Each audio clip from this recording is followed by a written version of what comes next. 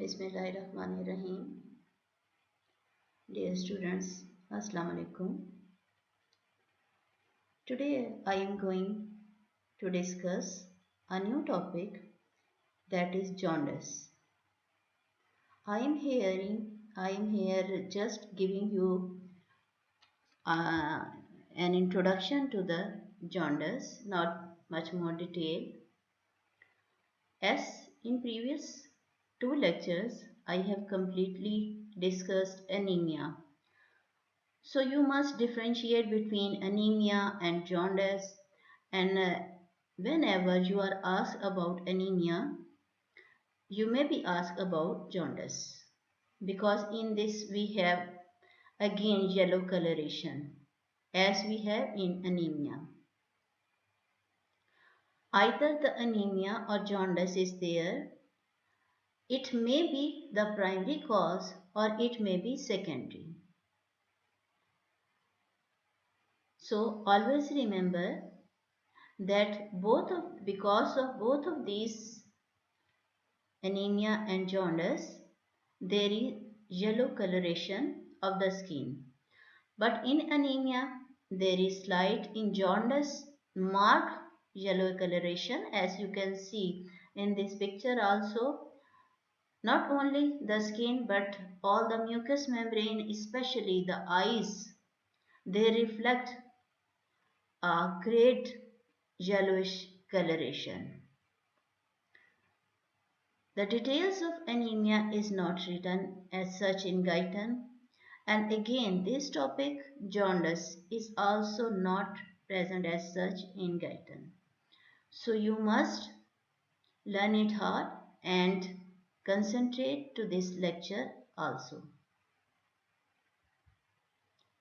By the definition, jaundice is a condition in which the skin whites of the eyes and mucous membranes turn yellow, and the reason behind is high level of bilirubin, which is actually a yellow-orange bile pigment.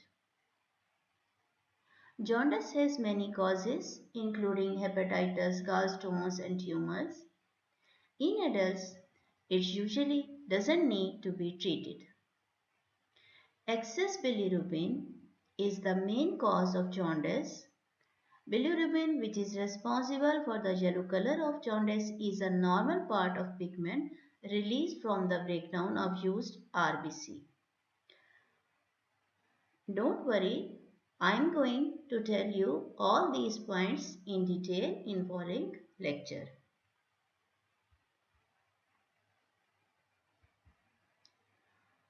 The main thing is jaundice is the yellow discoloration of skin and sclera. Sclera is the white portion of the eye.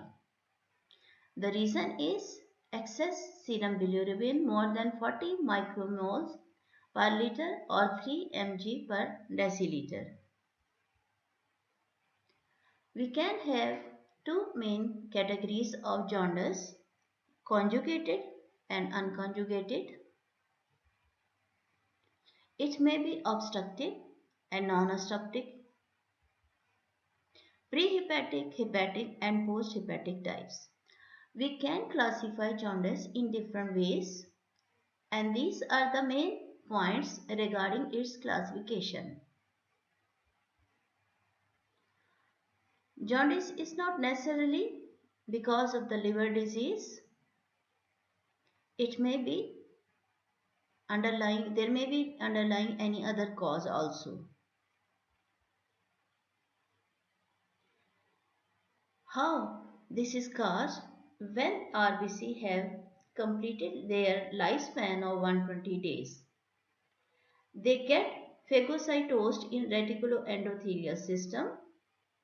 Hemoglobin is also phagocytosed to give heme and globin protein, as you can see from this picture.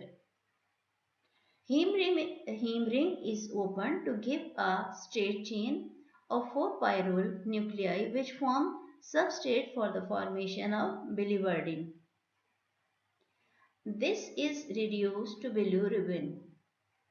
Bilirubin combines with albumin in plasma and gets absorbed by hepatic cells, that are the reaction occurring in the hepatocytes, where it combines with yet another protein, and after that 80% conjugate with glucuronic acid, 10% conjugate with some sulfates, 10% conjugate with other substrates. Because of that process, if excessive quantities of either free or conjugated bilirubin accumulate in extracellular fluid, a yellow discoloration of the skin's sclera mucous membrane is observed. The other name for the jaundice is icterus, and you can find in erythroblastosis fetalis kernicterus. The word is used there also.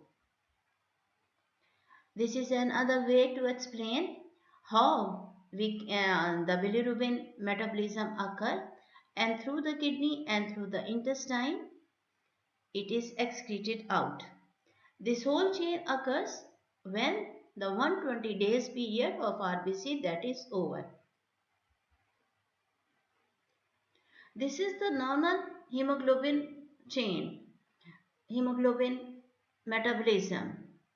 If by chance there is excessive destruction of RBC, or there is any obstruction to the flow of this substrate, the condition is there.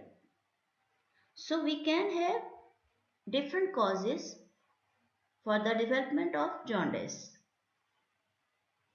Normal results for a total bilirubin test are 1.2 milligrams per deciliter for adults and usually 1 milligram per deciliter for those under 18. Normal results for direct bilirubin are generally 0.3 milligram per deciliter, and these results may vary slightly from laboratory to laboratory.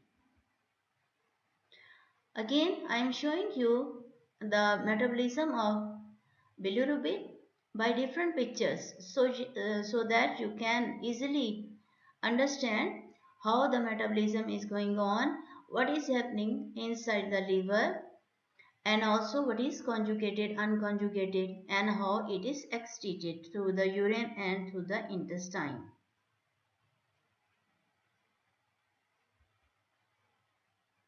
One more picture, because for the development of jaundice, you must recognize these structures, that is the gallbladder, the duct coming from the liver, joining the duct coming from the gallbladder, forming common bile duct, and its other end is opening in the early duodenum. So this is the normal pathway.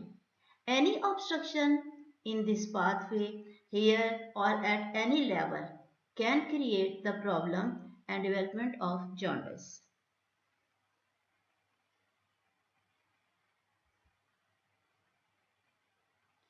We can have a number of causes for the development of jaundice.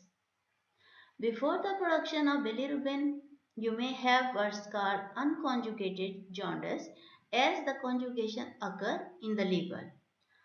So before that, jaundice due to increased level of bilirubin caused by reabsorption of large hematoma,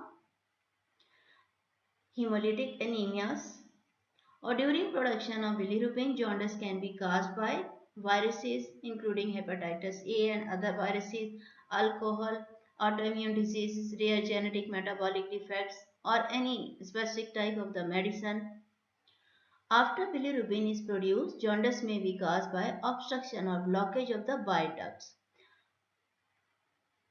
because of gallstones, inflammation, or gallbladder cancer, pancreatic tumor. So, in this way, we can differentiate between the causes of the jaundice occurring before the production of bilirubin, during the production of the bilirubin, or the after bilirubin is produced. As far as The classification of jaundice is concerned, again we have mainly two categories, physiological and pathological. Pathological causes, a number of their pathological causes, but in physiological causes you must know that it is just like the physiological anemia occurring at birth. What happens after birth? Suddenly the RBC count normally decrease very much, almost to 50%. It may create in some cases problem. So if it is creating problem, it may develop physiological anemia or physiological jaundice. But with the time, with the sun rays, sun bath, it can be corrected. It is the normal physiological process that at birth RBC count decreases. So if it decreases too much, it can create the condition of physiological anemia or physiological jaundice. Or maybe before birth, RH incompatibility is there, so that we can have any complication regarding the newborn. Maybe anemia, maybe jaundice because of that RH incompatibility. Regarding the pathological jaundice, we have prehepatic and hepatic jaundice. Hepatic jaundice is further subdivided into toxic jaundice, hepatocellular, or obstructive jaundice. Obstructive jaundice is further subdivided into intrahepatic and extrahepatic obstruction. As I have shown you a number of pictures that the bilirubin process occurs at different stages. Some of the process is occurring before coming to the liver, some process occurring inside the liver, and some process after liver. Because of that, we have the different causes, different types of the jaundice. It may be prehepatic or hepatic, then it may be obstructive or non-obstructive. Mainly, this type of obstructive have another type, that is the non-obstructive jaundice, including the toxic jaundice and prehepatic jaundice. So we can classify pathological jaundice into prehepatic and hepatic. Hepatic further subdivided into these two categories, while this category, toxic jaundice and prehepatic, they can be included in the non-obstructive jaundice. So in this way we can classify that this is the non-obstructive type, these, while obstructive type, these two. In another way, we can also classify the jaundice prehepatic, intrahepatic or posthepatic, prehepatic or just simple hepatic, posthepatic. Prehepatic includes arising from the blood before it enters the liver, intrahepatic due to the disease of the liver parenchyma, and posthepatic the result of obstruction of the biliary tree outside the liver.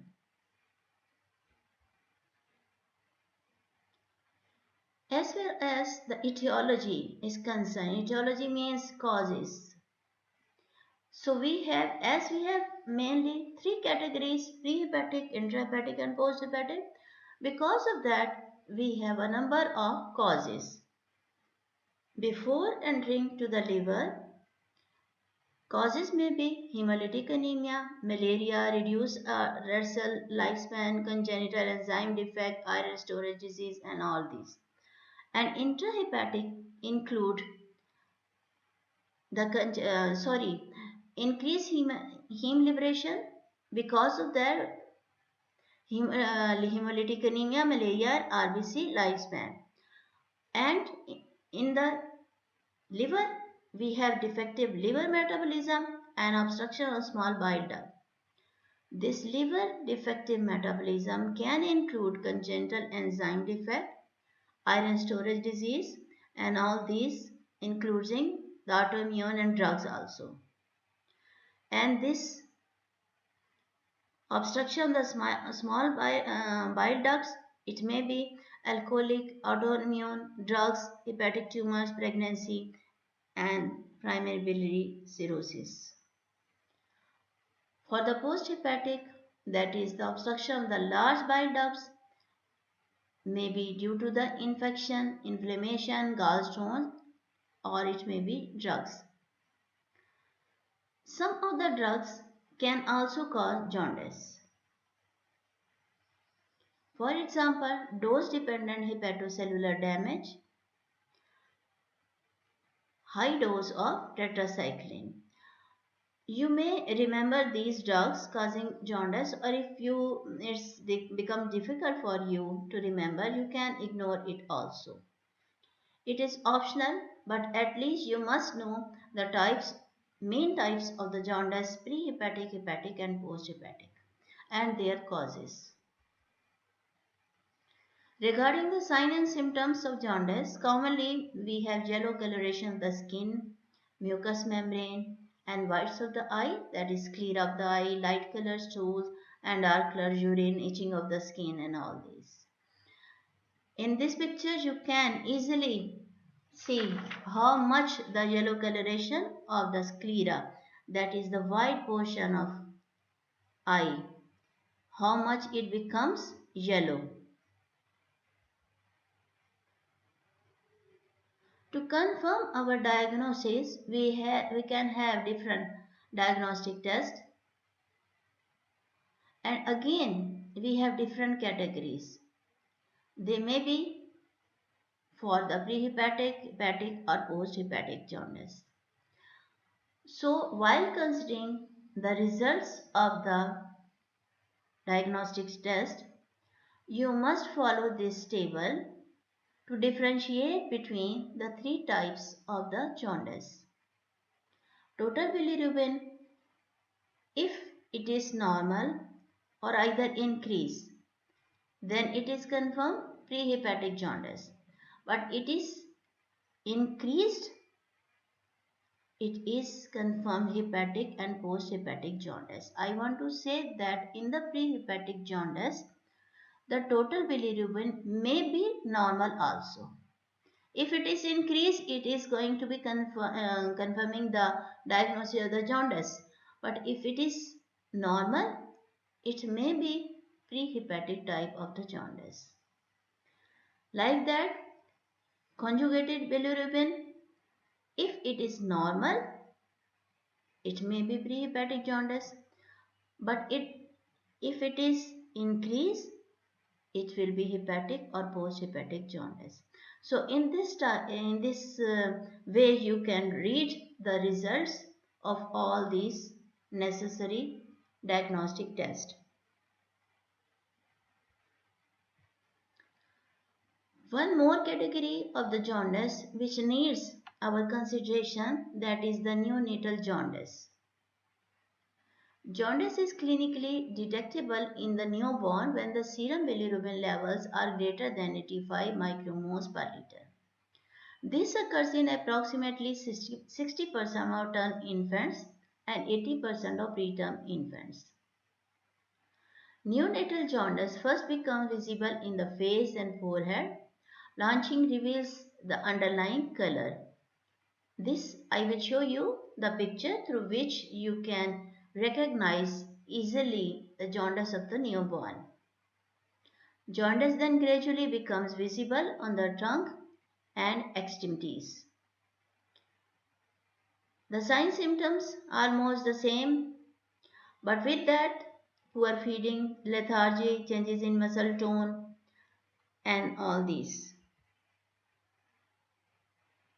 Before that, I must show you the picture, this one. When you check the skin of the newborn, you can have the yellow coloration, clear yellow coloration. Newborns who are jaundiced in the first day of life or who require phototherapy at any point do not have simple physiological jaundice. The causes for physiological neonatal jaundice: may include bilirubin overproduction. Relative to the adults, they have relative polycythemia at birth, relatively shorter lifespan of fetal red blood cells, or the slower excretion of bilirubin.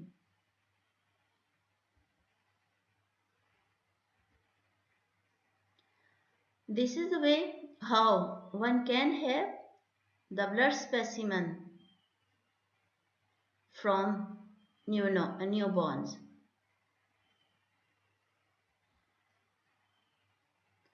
With that, two other categories. They may be asked in viva.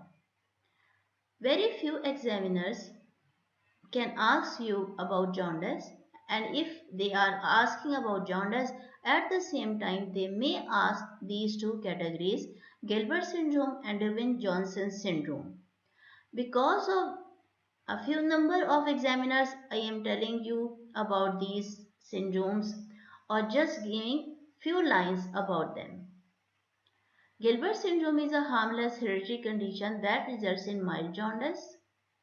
During times of illness or stress, people with Gilbert syndrome will experience low levels of some bilirubin processing enzyme in their livers, and once diagnosed, it does not require further medical treatment. Dubin-Johnson syndrome, autosomal disorder due to deficiency in transporter protein to transport conjugated bilirubin from hepatic cells to gallbladder. Very specific test to detect the type of the jaundice, prehepatic, hepatic and posthepatic. Bile pigments, they are nil for the prehepatic type, they are there in the hepatic and they are much more in quantity in the posthepatic, and like that we have the bile salts and urobilinogen. How you can treat it? Again, the rule of the medicine, that is always treat the cause. I have given you a number of causes for jaundice, a number of causes for anemia. So always through the investigation try to find out the exact cause. Once it is clearly diagnosed, treat that cause. Unless until you treat that specific cause, symptomatic treatment is useless. Even if you give blood transfusion, it will be useless.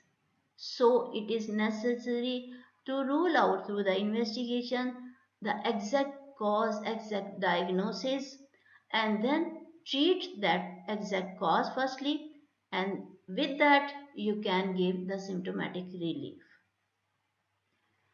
As far as the management or treatment of the jaundice is concerned, it depends on the cause of the underlying condition leading to jaundice and any potential complications related to it. Treatment may consist of expectant management, watchful waiting at home with rest, medical treatment. Drug toxin is the cause, these must be discontinued. In certain cases of newborn, exposing the phototherapy or the sun bath. Just you can give the sun bath. These sun rays, they are the best treatment for the newborns. If in case of any obstruction, surgical treatment can also be given. So this whole lecture is out of Guyton and you must learn it hard and learn it with heart and must concentrate it fully. So with that, we complete our lecture. Thanks and Allah Hafiz.